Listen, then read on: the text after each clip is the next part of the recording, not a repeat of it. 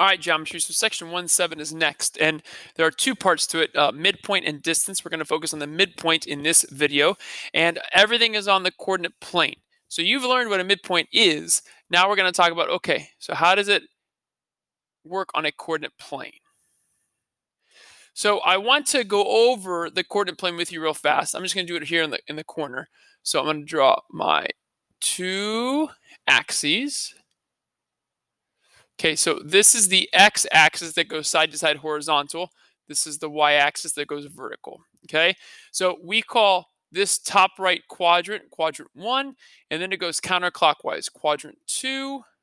Then down here is quadrant 3. Those are Roman numerals. And then over here is quadrant 4.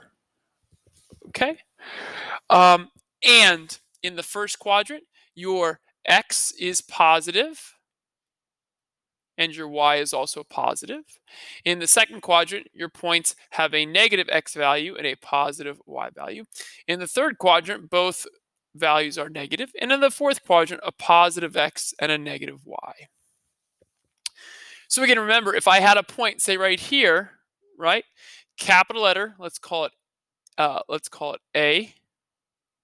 And then in parentheses, you'd have two numbers. The first number is the x coordinate. The second number is the y coordinate. You always go x first, y second when plotting points or when trying to identify points on a coordinate plane. All right, so that's your quick refresher of the coordinate plane. So let's talk about the midpoint formula. All right, so I've included both of these formulas. So the first one's on a number line. So this is one set of numbers. So say I have 6 and 12, right? I want to know what the midpoint of the numbers 6 and 12 are. Well, it's just an average. It's an average of those two numbers, just like here. This is how you find an average. You take two numbers, you add them, and you divide by 2. That's an average, okay? All right, so again, I really don't care about this top picture. What I care about is this bottom right here in the coordinate plane. Well, how do I find a midpoint?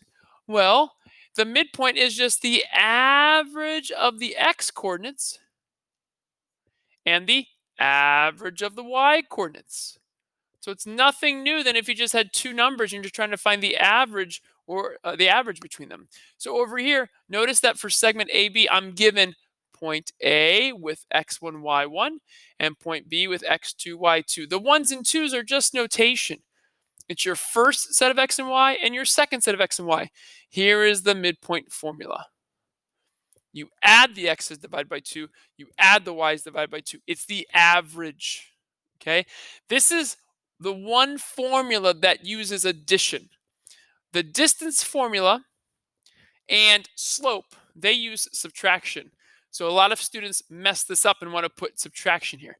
This is addition because you're finding the average. Over here, here's point A, here's point B. The midpoint is right in between them because you find the average of the x's and you find the average of the y's. And that's where that midpoint lands. Let's remember that this is a midpoint. So your answer should come in the form of parentheses, a number, comma, a number, and then close parentheses. All right, so I'll make a second video with some of the practice problems from Delta Math.